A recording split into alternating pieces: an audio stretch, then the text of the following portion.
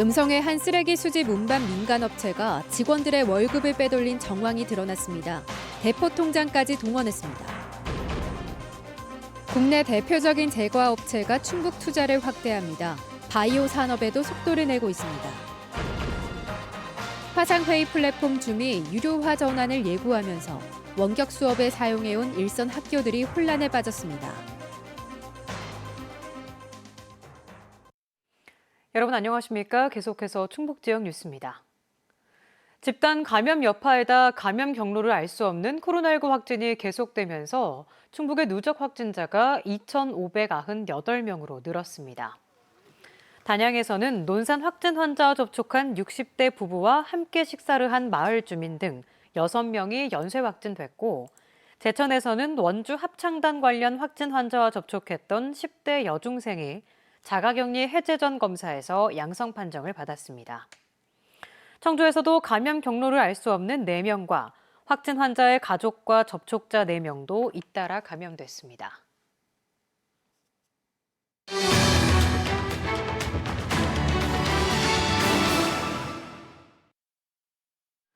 쓰레기 수집 운반은 지역 주민이 지자체에 일임한 매우 중요한 업무입니다. 하지만 정해진 임금을 제대로 받지 못하고 있다고 말하는 미화원이 많은데 이유가 있었습니다. 일부 민간 대행업체 미화원들이 자신들의 임금이 대포 통장으로 중간에서 빼돌려진 정황을 MBC 취재진에게 제보했습니다. 먼저 허지희 기자입니다. 음성 지역 쓰레기를 수집 운반하는 환경미화원들이 한자리에 모였습니다. 자신들이 속한 위탁업체 대표를 고발하기 위해서입니다. 대표가 요구해서 만들어줬다는 자신들 명의의 대포 통장으로 급여 일부가 빼돌려졌다는 겁니다. 입사할 때 월급 통장 개설하면서 하나 더 해달라고 그러더라고요. 뭔 뜻인지 모르고 그냥 해줬죠. 뭐. 업체가 음성군청에 정산 보고한 미화원 노무비 지급 대장입니다. 지난 2019년 12월 급여로 수집 운반원 A씨에게 500만 원가량을 지급했다고 되어 있습니다.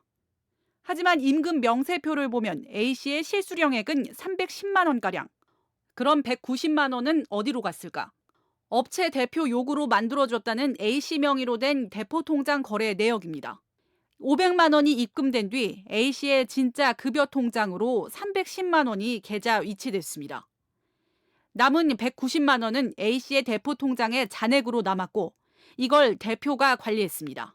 이런 식으로 매달 돈이 쌓이자 몇 주 뒤에는 대포 통장에서 400만 원이 인출됐는데 수취인은 업체 대표 이름과 동일했습니다. 이렇게 자신들 명의의 대포 통장 은행 거래 내역서를 취재진에 공개한 미화원만 3명. 지난 7년간 사라진 임금이 6천만 원 가까이 된다고 주장합니다. 회사 운영 자금으로 이렇게 쓴다고 거절하게 되면은 이제 아버지한테 뭔가 불이익이 생길까 봐 걱정돼서 대표를 찾아가 봤습니다. 이 업체에서 일하다 전 대표가 사망하면서 대표직을 맡게 됐다며 한 명에게만 대포 통장 개설을 요구한 적이 있다고 인정했습니다. 하지만 목돈을 만들어주려는 선의의 목적이었다며 미지급 임금을 돌려주려고 했지만 받지를 않았다고 해명했습니다. 나머지는 전 대표 때부터 저기 했던 거죠. 그 당시는 이제 뭐 과정은 수사기관에 가서 정확히 저기 하겠습니다. 음성군이 지난 1999년부터 해당 업체에 지급한 위탁 대행비는 169억 원. 경찰은 미화원들이 제공한 자료를 토대로 업체가 실제로 얼마나 노무비를 빼돌렸는지 수사에 착수했습니다. MBC 뉴스 허지입니다. 네, 이렇게 세금이 줄줄 새어나간 정황 또 있습니다. 일하지도 않은 가족을 내세워 노무비를 받아내는 전형적인 수법이 여기에도 이용됐다고 미화원들이 주장하고 있습니다. 이어서 이지영 기자입니다. 지난해 해당 업체가 수거원, 청소 차량 운전원 등으로 신고한 직원은 25명. 이 가운데 2명이 현 대표 부인과 전 대표의 부인입니다. 그런데 수거원으로 신고된 현 대표 부인, 미화원들은 현장에서 거의 본 적이 없다고 입을 모읍니다. 아까 언급하신 분들은 저도 본 적이 없어요. 일하면서 네, 뭐가 됐든. 그렇죠.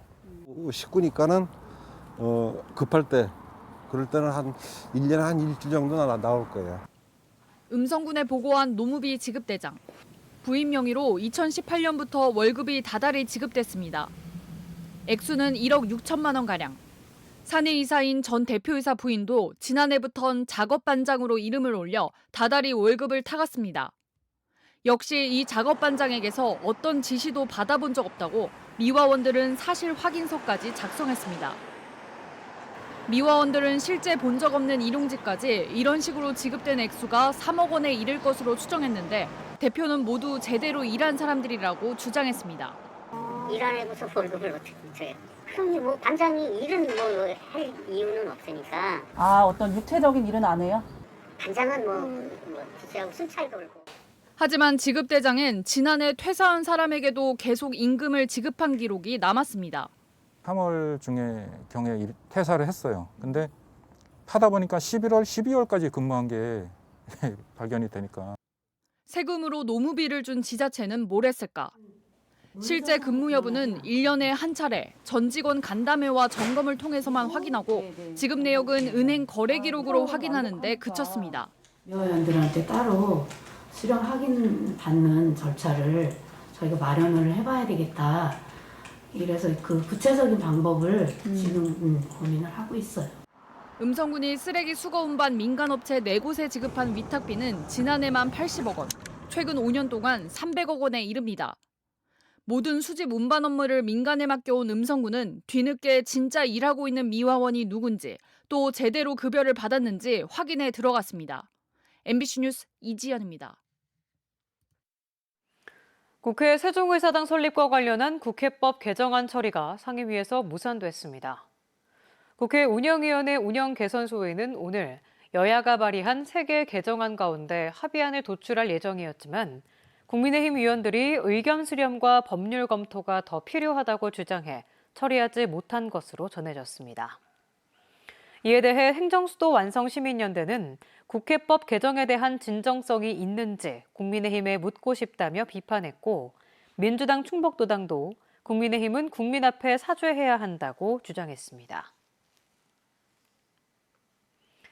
청주에 공장이 있는 오리온이 진천에 대규모 투자를 추진합니다. 최근 오리온이 백신 개발 등 신산업에 속속 진출하고 있어 충청북도는 충북 바이오 산업과 시너지를 내며 추가적인 투자 유치 여지도 커질 것으로 보고 있습니다. 신병관 기자입니다.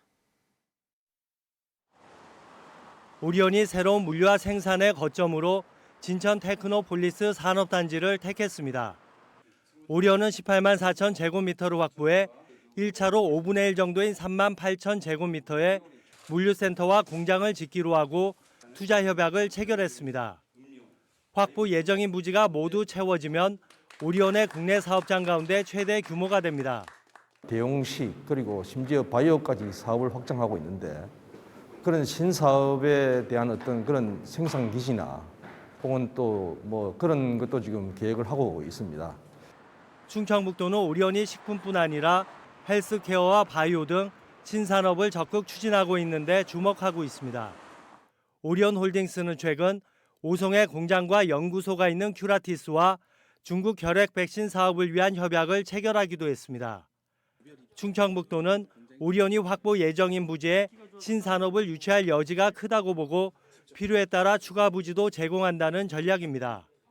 오송 지역에 우선 협약도 한 기업들이 있습니다. 이 기업들과 함께 생산 기지를 구축하는 게 이제 목적이거든요. 그래서 그 생산 기지가 다른 지역으로 가지 않도록 노력할 계획입니다. 한편 진천 테크노폴리스 산업단지는 2024년까지 순차적으로 조성될 예정이며 오리온 진천 물류센터와 공장은 2026년 준공을 목표로 하고 있습니다. MBC 뉴스 신병관입니다. 코로나 의심 환자에 대한 24시간 이내 검사를 의무화한 이후 11명의 감염자를 찾아낸 것으로 집계됐습니다. 충청북도는 행정명령이 내려진 이후 보름 동안 나온 유증상 확진 환자 가운데 11명이 병의원 또는 약국에서 검사 권고를 받은 뒤 24시간 안에 응해 감염을 조기 발견한 사례였다고 밝혔습니다. 반면 12명은 검사 권고를 하지 않았거나 권고를 받고도 검사를 받지 않은 행정명령 위반 사례로 확인됐습니다. 행정명령을 어기면 과태료 부과 대상이 됩니다. 코로나19 확산세가 이어지고 있는 가운데 학부모 단체가 거리 두기 격상을 요구하고 나섰습니다. 참교육 학부모회 청주지회는 성명을 통해 이번 달 청주에서만 200명이 넘는 확진 환자가 나오면서 안전하다고 믿었던 학교 학생들의 안전도 위협받고 있다며 충청북도의 거리 두기 2단계 격상을 요구했습니다. 특히 가족 모임이 많은 가정의 달 5월을 앞두고 대규모 확산을 막기 위해 거리 두기 격상이 시급하다고 주장했습니다. 네, 이렇게 코로나19 장기화로 원격 수업도 2년 차로 접어들면서 실시간 쌍방향 수업을 진행하는 학교가 많이 늘었는데요. 그런데 이 원격 수업에 많이 활용하고 있는 프로그램이 8월부터 유료화된다고 해 학교마다 비상이 걸렸습니다. 김영일 기자입니다. 학생 한 명 없는 텅 빈 교실. 선생님은 등교 수업에 앞서 1, 2교시마다 학생들과 먼저 온라인상에서 만납니다. 오늘도 역시 늦지 않고 줌 수업 잘 입장해줘서 정말 고맙습니다. 선생님이 원격 수업에서 활용하고 있는 프로그램은 민간 플랫폼 줌. 교육부가 올해 이학수터나 온라인 클래스의 화상 수업 기능을 개선했지만 오류가 잦고 불편하다는 이유로 교사들이 사설 프로그램을 선호하고 있는 겁니다. 그것도 있는 것도 알고 있는데 일단 저희가 작년부터 아이들을 줌으로 학습을 시켰기 때문에 또 다른 프로그램으로 교체하는 것은 혼란을 줄 수 있다고 생각했기 때문에 실제로 원격 수업을 하고 있는 충북의 초등학교 교사 31%가 공공 플랫폼 대신 줌을 택했고 중고등학교는 절반 넘게 줌으로 화상 수업을 진행하고 있습니다. 이 학습터나 이런 것들에서는 그 순서대로만 되게끔 되어 있어서 순간적인 대응이 좀 어렵다? 조금 난해하다? 그게 조금 불안하고. 그런데 줌이 오는 8월부터는 학교에 대한 무료 지원을 끊겠다고 발표한 상황. 얼마나 많은 비용을 부담해야 할지 일선학교는 혼란스럽습니다. 이거를 다시 한번 인식의 전환이라든지 사용자 교육을 다시 하려고 그러면 조금 상당한 시간이 좀 필요하고 익숙한 걸 바꾸는 거는 좀 쉽지 않거든요. 하지만 충청북도교육청은 아직 줌 유료화와 관련해 별도의 예산 지원은 검토하지 않고 있습니다. 대신 연수 프로그램 등을 통해 이학스터 같은 공공 플랫폼에 대한 교사들의 참여율을 높이고 새로운 대체 민간 플랫폼을 도입한다는 계획입니다. 공공 플랫폼을 활용하도록 유도를 하고 외부 플랫폼을 사용하고자 한다면 네이버의 웨일온이라든가 기타 플랫폼을 활용하도록 하고 줌 유료화까지 남은 기간은 이제 석 달. 플랫폼 전환에 대한 학생과 학부모들의 적응도 쉽지 않은 상황에서 당분간 교육 현장에서 혼란은 불가피해 보입니다. MBC 뉴스 김영일입니다. 충청북도와 서울시가 코로나19로 침체된 관광 마이스 산업 회복을 위해 내일 공동 마케팅 협약을 체결합니다.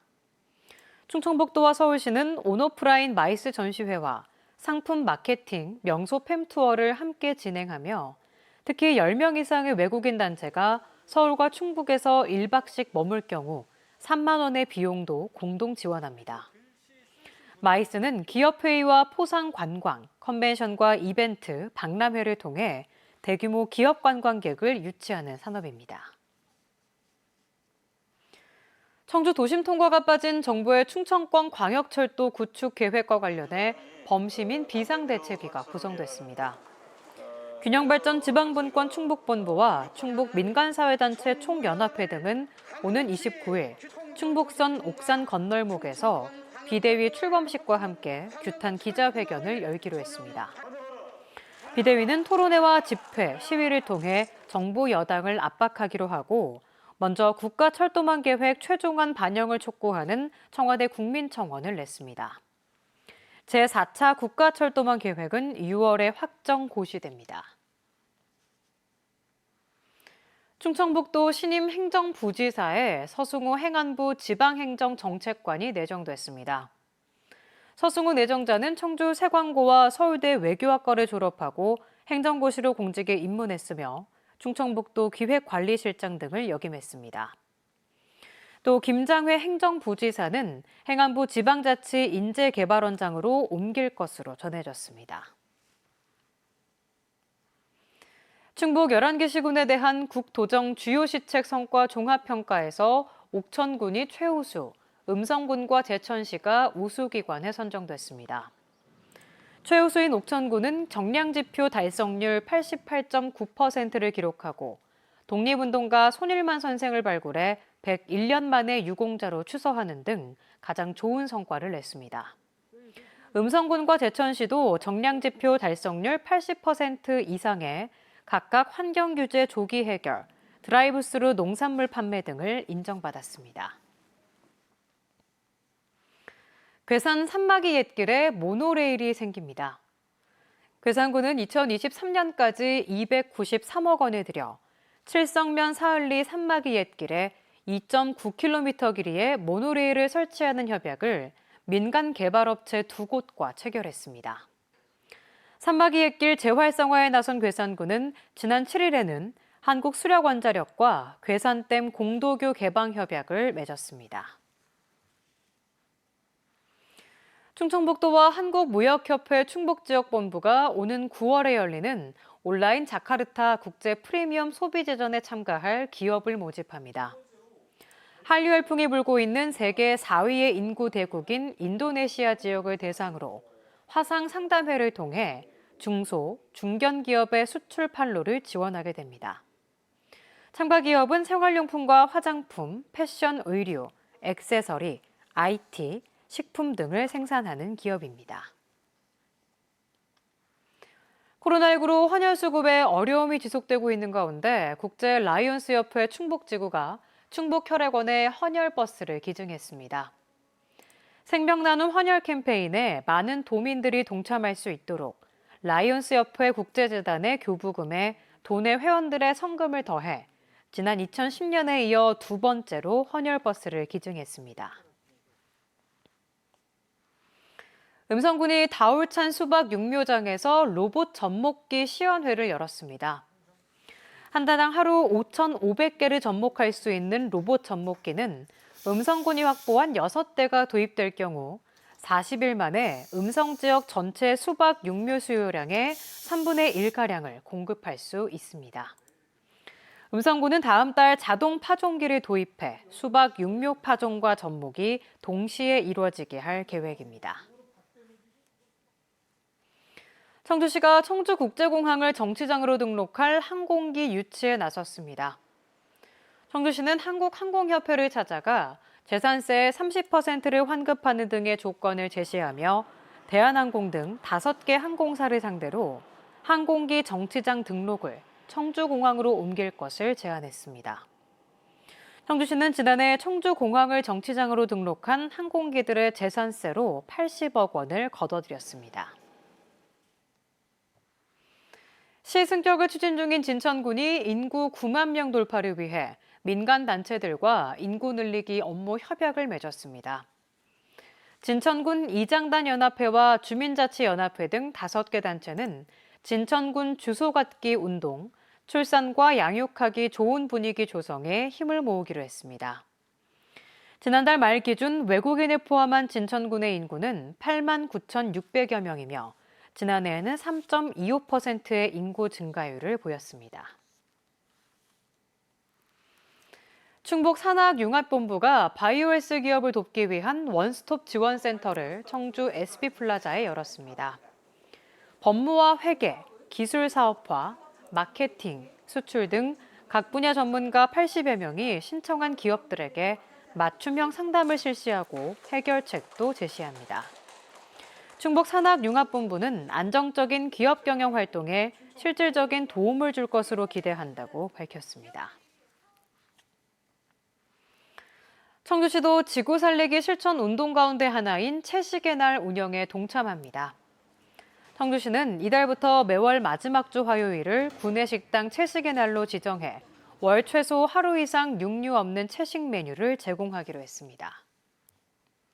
충북 지역 뉴스였습니다. 고맙습니다.